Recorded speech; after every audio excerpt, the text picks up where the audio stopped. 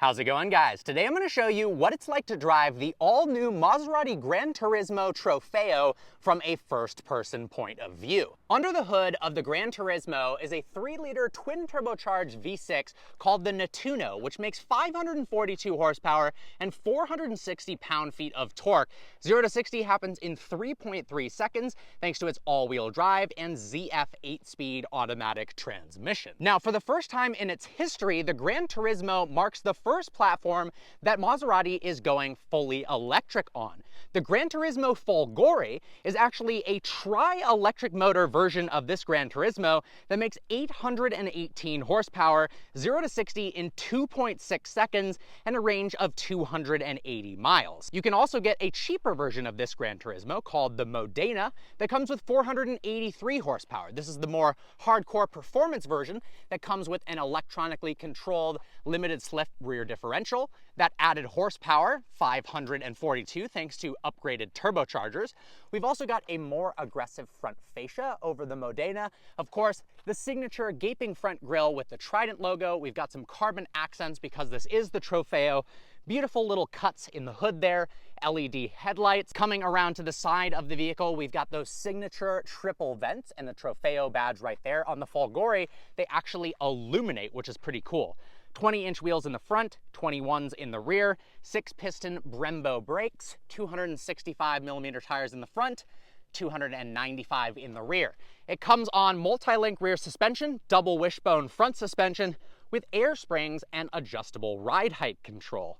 Coming around to the rear of the Granturismo, really cool split quad exhaust, bigger rear diffuser, Granturismo badge, and the largest rear trunk of any Granturismo with 11 cubic feet of storage. This is actually pretty practical, honestly. The interior of the new Maserati Granturismo is extremely nice. This red color looks fantastic. The seats are super luxurious, comfortable, and supportive, and I love this steering wheel. Let's hop inside. To turn on the Granturismo, we've got a start-stop button right here, and it's also got a drive mode selector on the right. So right now we are in GT mode. If we go ahead and scroll through, that'll put us into sport mode. Notice the instrument cluster changes slightly, as does this display over there. We can scroll into Corsa mode, which only the Trofeo version has. More intense, stiffer suspension, limited stability control, etc.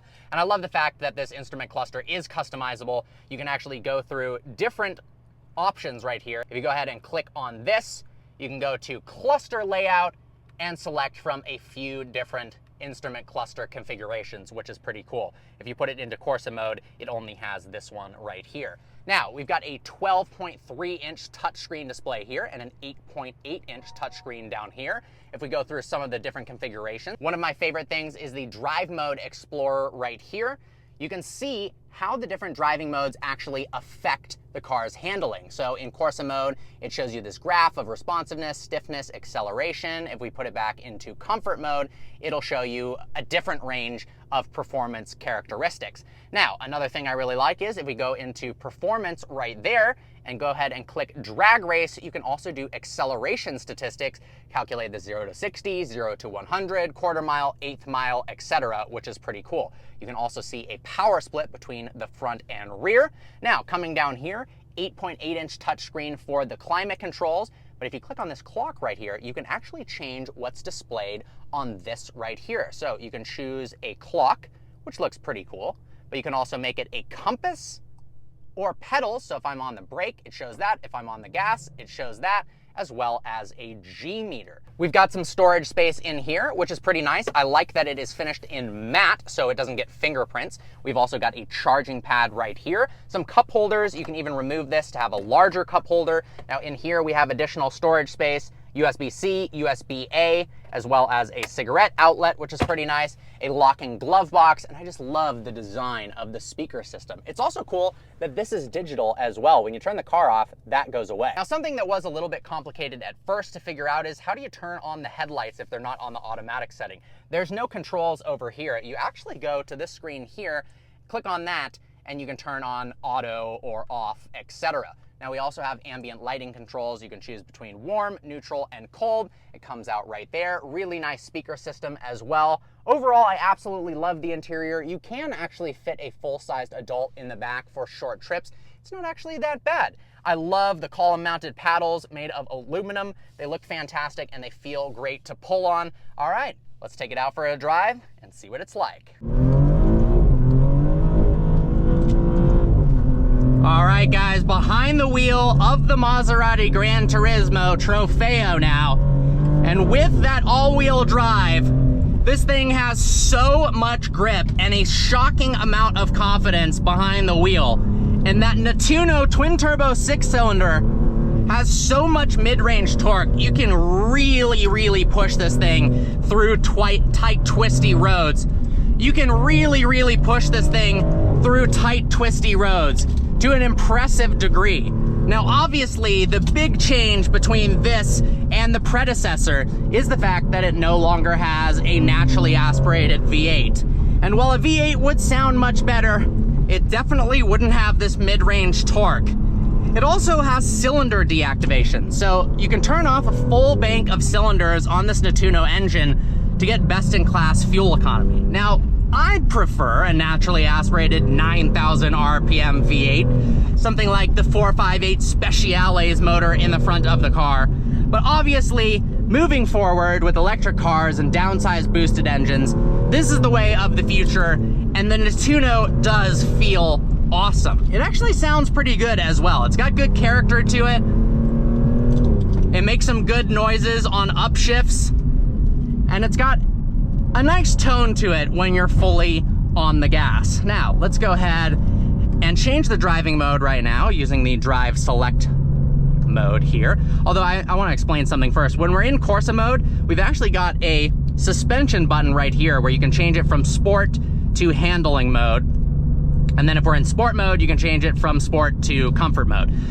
So now we're in sport mode, changes the display here as well as the instrument cluster, and then let's put it all the way into comfort mode. Driving this thing in comfort mode, we're gonna put it into drive right now. It is very comfortable and relaxing. It's easy to drive. It's a fantastic GT car. You could daily drive this. 11 cubic feet of storage in the back. It's got the biggest trunk by a significant margin of any Granturismo. Visibility is fantastic. We've got a mirror that's either conventional here, or if you flip it like that, it is a digital mirror as well, using a camera system, which is pretty cool. Visibility is great. Suspension, super smooth, isolated from the outside world. You've got awesome creature comforts such as wireless Apple CarPlay and wired Apple CarPlay. The sound system is fantastic. The displays work really well. The graphics are really nice. It's just a pleasurable car to be in. You could daily drive this, and then also when you kick it up a notch, it is a pretty darn good sports car. So let's go ahead and bring it back into Corsa mode, shall we? I like how the instrument cluster changes there. We've also got an optional heads-up display that when you're in Corsa mode, it's got this horizontal layout for the tachometer. I'm not quite sure if you can see that on the camera or not, but it looks really cool, and it reminds me of the MC20's instrument cluster, which is pretty awesome. Man, the gear changes are really fast on upshifts. The downshifts lag a little bit, but not to a degree where it annoys me. I mean, this isn't a full-fledged sports car like the MC20. Now, surprisingly, this does cost nearly as much as the MC20.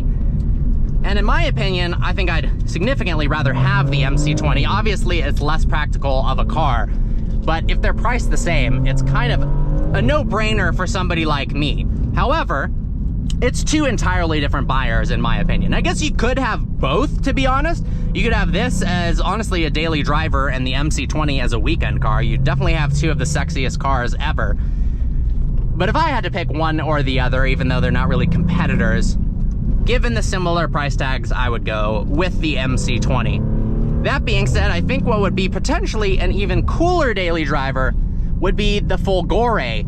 It's just as good looking as this. In fact, it looks basically the exact same. It's got 818 horsepower, 0 to 60 in 2.6 seconds, all electric range of 280 miles. That is the car to get, in my opinion, and I definitely want to review one. But if you're not quite ready to adopt the electric powertrain, this thing is an awesome daily driver. It's an awesome sports car. It really does everything pretty darn well. Steering wheel feels great in your hands. The massive aluminum paddles are fantastic. I'm starting to like this engine more and more as I get used to it. Man, it's quick.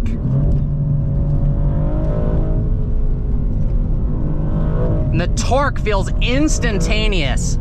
I mean, that dual chamber ignition Formula One technology with 2 spark plugs per cylinder gives pretty insane throttle response. Woo! Yeah, the tuning of this engine has been done so well. All right, well, I hope you guys enjoyed today's video. Like always, please browse the channel and subscribe. I'm gonna leave you with some Nettuno goodness.